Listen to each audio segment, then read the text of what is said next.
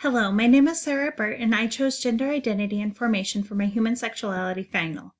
I chose this topic because I work in a gender-neutral environment, and many coworkers describe themselves as gender fluid.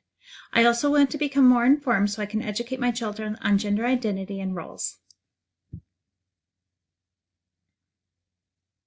Gender identity and role formation in some sense can be found in early to the 1st century of unorthodox of Gnosticism that was so scorned by John and his disciples. Gnostic belief is that humanity's imperfection is because of the imperfect Creator. They believe that the body is essentially evil, that the Creator got it wrong, and that it is up to the individual to determine the use of the body through intuition. The created, not the Creator, has the final say based on his or her sense of right and wrong, rather than the objective standard. The contemporary transgender movement started in the 1950s with John Money. Money created the term gender identity and used the term to describe the psychological or spiritual beliefs about being male or female, despite biological reality. Money believed that gender was learned and that children could be brought up to either gender, despite if their biology was male or female. This separation of biological reality from a person's soul aligns with the beliefs of the Gnostic. Through the relation of the past homosexual activities and current society acceptance of transsexualism, transsexualism is portrayed as normal, and those who do not align with the views are viewed as ignorant. Current worldly views of gender include men and women are not different. A person can be both female and male. There are 5 sexes. Some people are neither male or female. There are infinite number of genders. People can choose their gender. Gender is fluid, and gender is only a societal construct. Because the truth of the Word of God does not align with these views, there has been pressure put on the church, and it has turned into a highly controversial subject. This disagreement has even made some in society view the church as judgmental and unaccepting. The spiritual answer to gender identity includes the fall of man. Everything that God created is good, and this includes our sexual desires and bodies. Though our bodies were created good, there are parts and impulses, their desires and leanings were corrupted in the fall, just as human emotions and human intellect were corrupted. This transsexual view that the body is separate from the mind and soul. The Christian view is that the body, soul, and spirit are connected. God created us as male and female for his purpose. He did not make a mistake.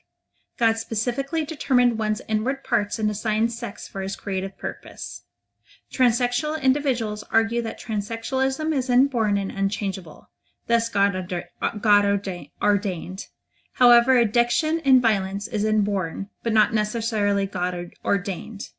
We are impacted by sin, thus one cannot respond to how one feels.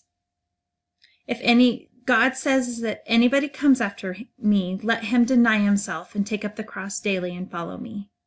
Denying oneself includes not listening to one's feelings or displaying behavior that denies the Word of God. Through identification with Jesus and him uniting with us, we have power. We have to exercise our power over sin and feelings and Satan because of the union with Christ. Ephesians 1:18-23 explains how the union with Christ puts us above Satan and sin. Through Christ, we have the power to overcome feelings, sexual desires, and sin by staying among God's boundaries to follow his will for our lives. I believe Christian parents can help children conform God-ordained sexual identity through teaching scripture, explaining gender roles, and affirming gender identity at a young age.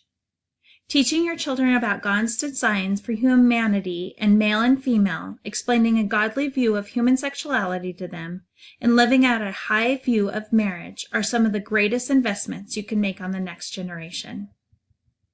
I believe God created male and female in his image and for his creative intent. Women and men are to complement each other. Both are valuable as individuals, and together they bring glory to the kingdom of God. God created an interdependence between men and women. The Lord said, "It is not good for man to be alone. I will make him a helper suitable for him." The Lord made woman out of his man's ribs, and he to leave his father and mother and be united to his wife, so they become one flesh. There are distinct gender roles given to men and women. Also, there are constrictions on blurring gender identities, as shown in Deuteronomy 22:5. Remaining in God and following his instruction, his word leaves us in the boundaries of his blessings.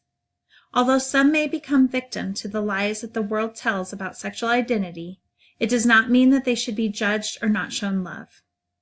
God makes it very clear that as Christians in him, we are not to judge, and we are to love one another just as he loved us.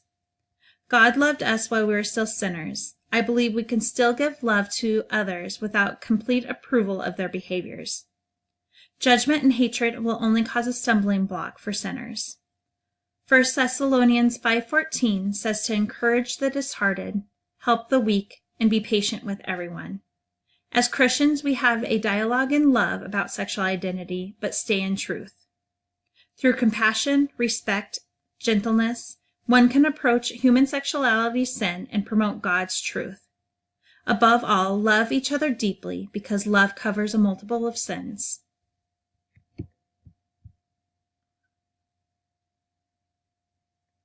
Thank you guys, and that's the end. Good luck.